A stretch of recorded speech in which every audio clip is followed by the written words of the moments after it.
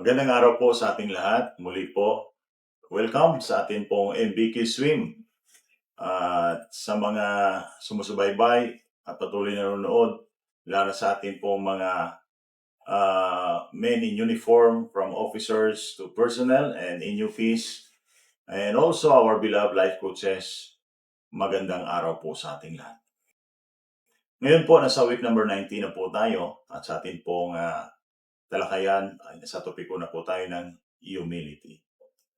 So, in its definition, PNP members shall recognize the fact that they are public servants and not the masters of the people, and towards this end, they should perform their duties without attracting attention or expecting the applause of others.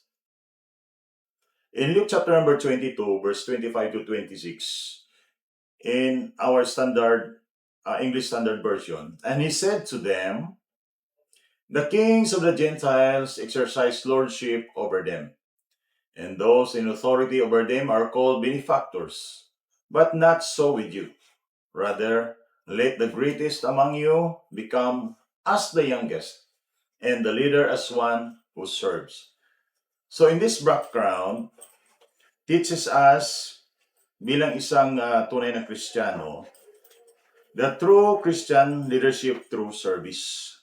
So si Jesus Christ dito, iba yung kanyang pangangaral, no? At kaibahan ng pagdating sa paglilingkod.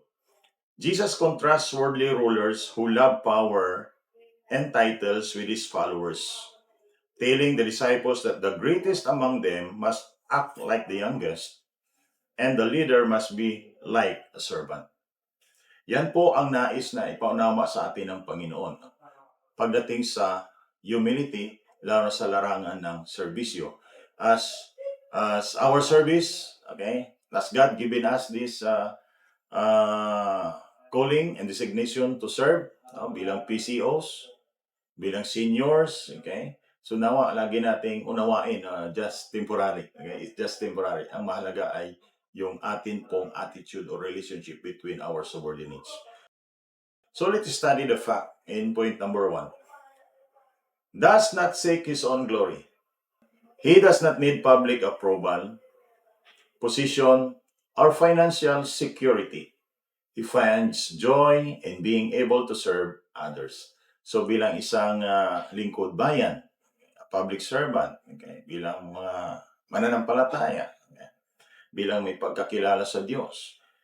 Nawa, Lord, nawa ang ibig sabihin ng Panginoon dito, maunawaan natin ang paglilingkod natin, hindi tayo naghahangad ng public approval. Okay? Kung anong posisyon natin, nawa ay hindi maaabuso. Bagkos mai-extend natin to influence others. Number 2, seek the highest joy of those he serves. Seek the highest joys of those he serves. Okay? He makes necessary sacrifices in order to pursue people's joy and progress. He makes sure that the people knows that he cares genuinely. Ito po yung kagandahan, no, na sa ating paglilingkod, hindi lang in-expect natin na tayo yung makabenepisyo. Okay? Yung tayo lang ma-enjoy, but we do our very best na ma-enjoy yung iba. Okay? Habang tayo ay nasa paglilingkod. Hindi yung tinitingnan lang ang ating yung advantages. Yung tinitingnan natin yung benefits ng iba. Okay? Yung pangangailangan ng iba. As we offer our life and service, doon matutuwa rin yung ating mga subordinates, yung ating mga partners in life when it comes to service. We can able to sacrifice. Okay? Sometimes ang ating sariling kagalakan o katayuan sa buhay, minsan man ay kaya nating isakripisyo para ang iba ay ma-enjoy. Okay? Para ang iba ay makakamit nito, lalo na sa ibang hindi pa nakaranas. Seek the highest joy of those he serves. A relationship mahalaga sa bawat isa. Lalo na yung pag-extend natin ng influence sa iba. No? Na maramdaman nila na mayroong highest officer sa kanila, senior sa kanila, may gumagabay sa kanila na hindi, kumbaga hindi kinakatakutan, walang pag-alinlangan, bagkus as they work, mayroong kagalakan. So number 3, can forgo his rights for the sake of those he serves. So bilang isang public servant, he is sometimes willing to make the sacrifice of giving up his own rights in order to serve others.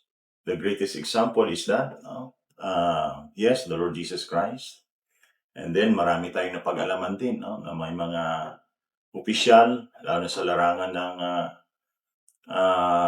battle, no, during battlefield time, ang mga officers, sila una ang sumasama. They're willing to give up their own rights and sabi nga, authority and power para lang sa kanilang pinaglilingkuran, kanilang mga subordinates. In order sa kanilang positions, they are willing to give up para sa kapakanan ng karamihan kaysa sa iilan na hindi naman tama ang nagiging motibo sa kanilang paglilingkod. So ito po ang ating serbisyo, sabi nga, is just a temporary. Ranking is just a temporary. Designation is just a temporary. Pero sabi nga, we develop leaders, next generations of leaders na maaari pang magserbisyo. Yung hindi natin napuputol, no? Yung mga next generation of leaders na handa pang maglingkod ayon sa kanilang pangarap, na kung saan tayo mismo nakitaan nila ng greatest example on how to sacrifice and giving up our own rights. Kumbaga para sa kanila na. Okay? Na experience na natin to, na enjoy na natin to, so now ipapasa naman natin for the next generations of leaders. That's the word humility. Number 4, not preoccupied with personal visibility and recognition. Being a leader, his motive is not public accolades or visible recognition. He graciously accepts that there are times when he needs to decrease in order for others to increase. Kagaya sa sinabi ni John, no? Ang gusto niyang makilala, ang gusto niyang maitaas ay ang ating Panginoong Jesucristo. So, when it comes to a worldly service, public service, may mga batayan. Okay, sa worldly service, lalo na sa current issues, kung sinong makapangyarihan, okay, ay gusto lang ay makilala. Okay? So, never mind the others na makapag-decrease ng kanilang integrity or identity. So, anong ginagawa? Kaya nilang ihiwalay ang kanilang sarili, kaya nilang ihiwalay ang kanilang connectivity and relationship in order na hindi sila maapektuhan. Gusto nilang lagi silang nasa itaas, ayaw nilang nasa ibaba. So when it comes to service, we as Christians, we as a believer, okay, we as a leader, sabi nga, in line to service, tayo mismo ay pinangaralan ng ating Panginoon na wala nang dapat pang maitaas pagdating sa visibility and recognition in the line of service. Una sa lahat, ang atin pong motibo at ang ating Panginoon ang siyang mabigyan natin ng kapurihan. So in our prayer of today, praise God for His goodness and grace in our life, and always ask God for our forgiveness and thank Him for the blessings we have received.